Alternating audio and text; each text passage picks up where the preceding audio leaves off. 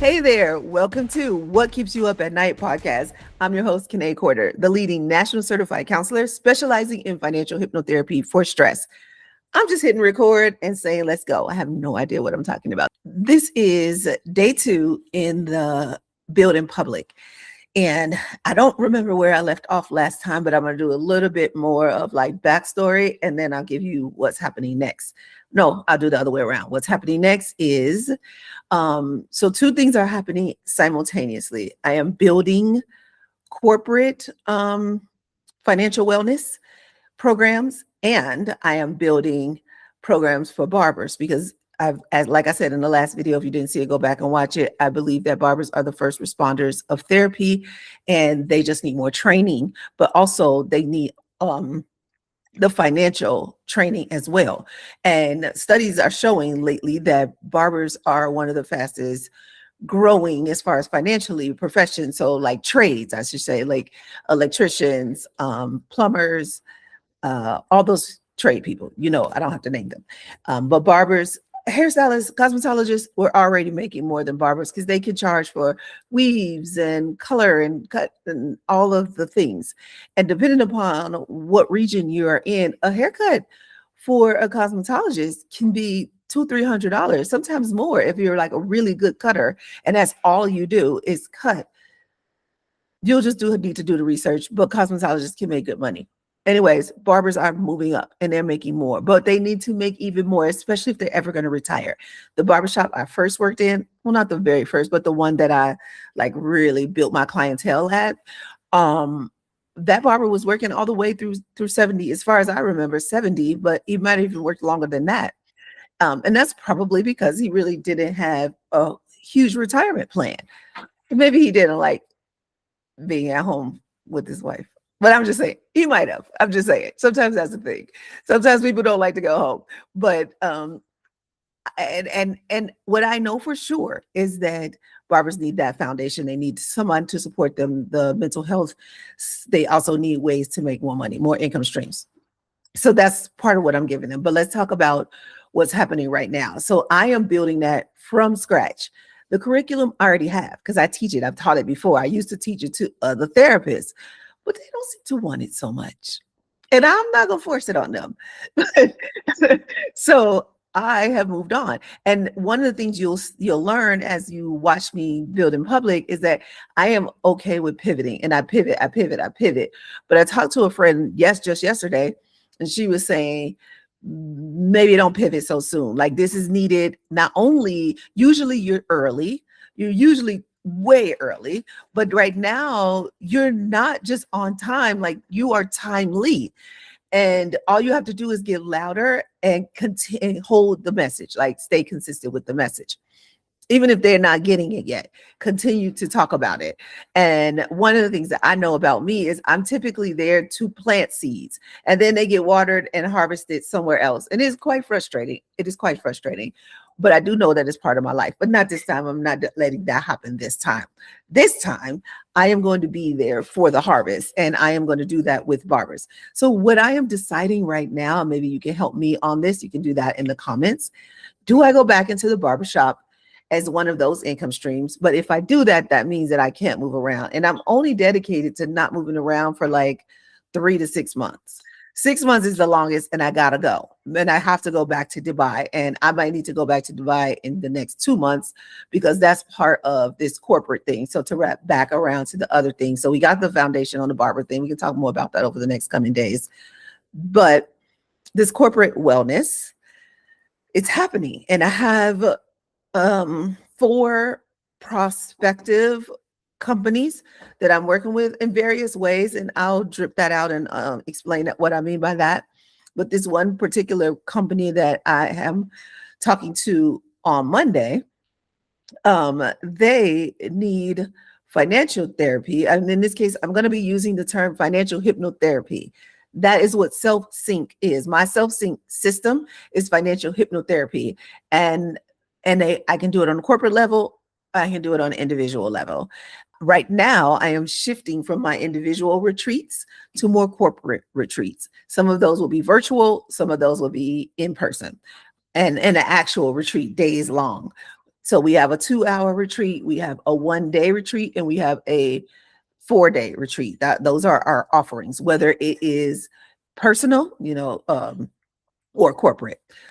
Okay, so the meeting on Monday is about the corporate offer that I have, and what I do for the corporate offer is the foundation of the vision. So you see the vision, and then you need to put a dollar amount with this vision. How much does this vision cost? Like, what is it going to cost you to live this lifestyle? And then once we know what it costs you to live this lifestyle, two things that we need to address is what's in the way of you getting there. Like, what are these leaky faucets? What are some of the things that have kept you from getting there in the past? And then what is what is the fastest path to this? Meaning, like, what are your strengths? So those are the two. We're basically looking at your strengths and your challenges, and we'll design a plan. That's what we do in the 1 day. So the 1 hour, 2 hour virtual retreat, we're just looking at what is the ideal lifestyle, what is in the way of you getting there. And we go through the money cycle to figure that out. We determine your money personality. Yeah, we break down that money personality to determine how you to navigate the money cycle. So all of that happens. And when we teach these things, the next thing we do from there is look at what's in the way of you getting there based on your money personality. But your money personality can shift if you do self-sync hypnotherapy.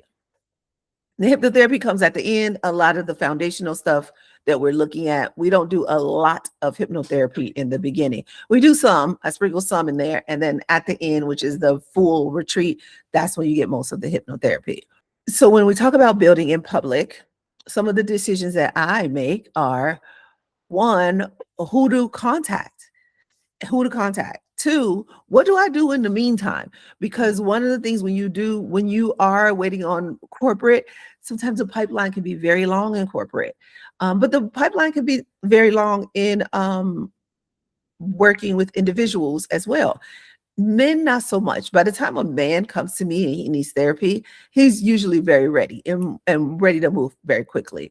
But I work in a retreat model, so it takes time to build out that retreat. Yes, we can do the 1 hour, 2 hour clarity part. Yes, we can do the design part. But for the retreat, we need time to plan that out. So that could be 30 days, sometimes 60 days away. So when we talk about building in public, for me, what I am working on, and again, you can help me with this, what to do in the meantime. So yes, we're reaching out. How much outreach do we do? What is the exact type of business that I need to be reaching out to based on my offer? What do I go into the barbershop and work? Am I just going to cut, right? Or am I going to do mobile barber? And if I do I do that in any capacity? Like right now, I'm in Denver. Can I tell you it's snowing here? So that is a sure sign that I will not be living here. Not be living here for the next 30 to 60 to 90 days. I will not be living here. I am leaving. I don't do snow. That's why I left Chicago. But so do I cut in the shop? Do I look for a shop to cut in? But that makes me stationary, which I don't love that idea. Do I do mobile? And if I do mobile, that means I have to do a hell of a lot of marketing.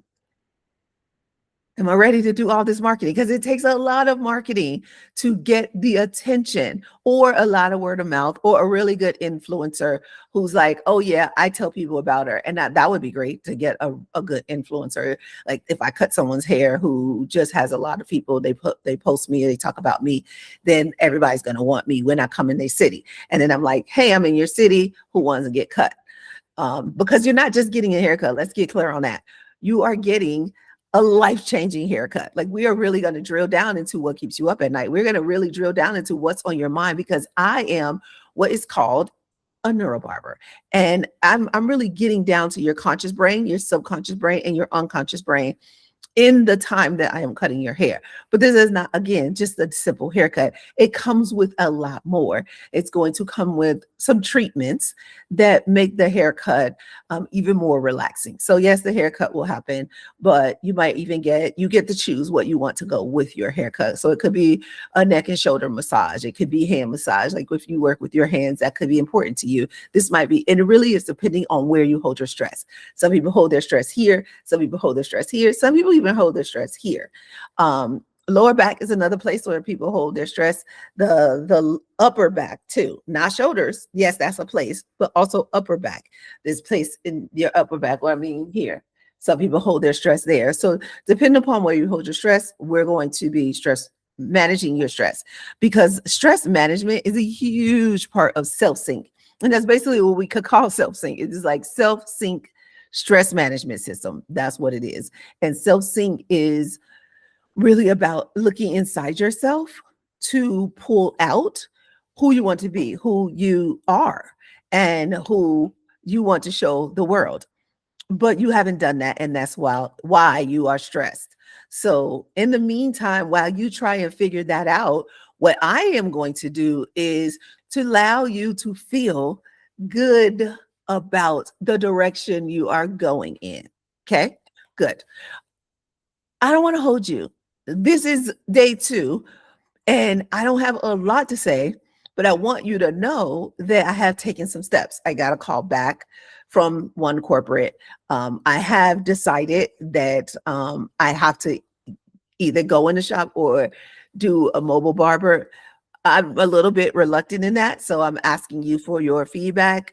I'm not going to open my own shop. It's not something I want at all. Not doing that.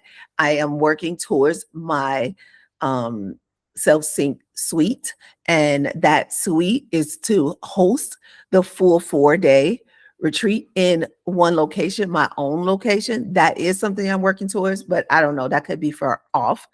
But the 4-day retreat, it will also have space for the 1-day retreat, which could probably and most likely be different from the 4-day retreat. And it will have space for the 1 to 2 hour retreat, the life-changing cut that I do. So that's the ultimate goal. Now that could mean that I might have space for 1 or 2 barbers to go in there so that I'm not by myself. And 1, it would be ideal, because 2 actually would be ideal, but I don't want them in the same space, because a life-changing haircut may require some really intimate conversation, and you don't want those 2 people in the same space. So they need some separate space. And yeah.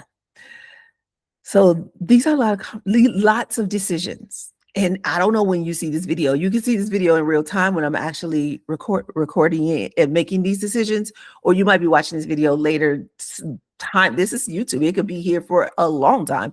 So don't feel compelled to answer these questions. If you see I have hundreds of videos and I'm already past this, only answer this question if it's in real time, because this might be helpful. And if you have any questions, if something's keeping you up at night, go ahead, tell me. I may even make a video about it, because this is what I do. I'd much rather make a video about you than me. And last thing I want to tell you, when I talk about building in public, I'm talking about my business. My personal life is not on display. That's not who I am. I'm if you look at my social media, most of my social media is about the work that I do. It is not my children, grandchildren, and myself. It just isn't. My significant other. No, it just isn't. And then I don't know why. It just isn't.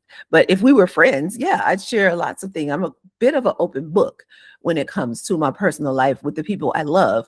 But strangers, I'm not that girl that's going to sit on the plane or the bus or wherever in line and just spill out my whole life to you. Right? It sounds pointless, but people do that to me. And that's why I'm doing this work, because I know if you're a barber watching this, people do that to you.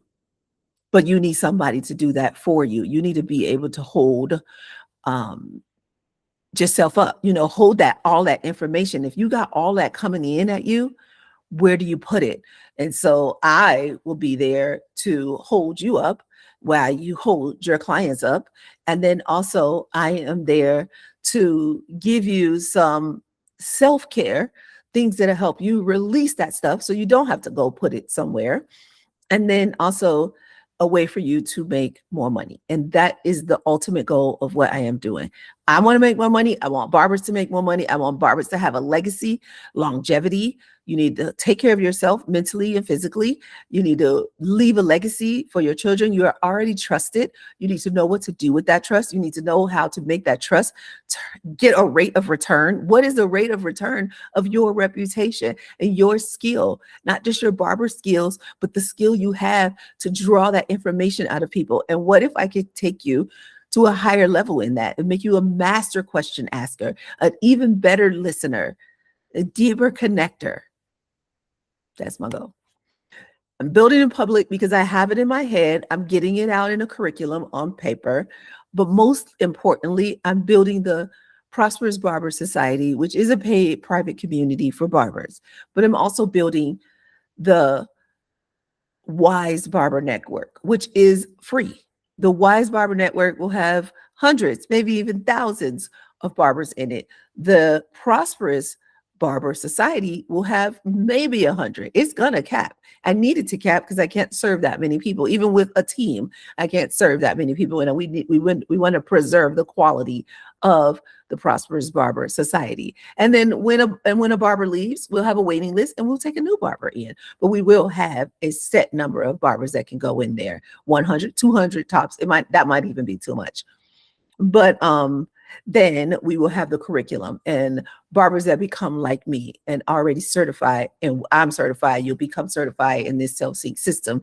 And that will be ongoing cohorts, 2 a year is what I have a goal of doing. So there's a lot of goals. I hope you got them all. Every single goal I said is important, but it has to have a time.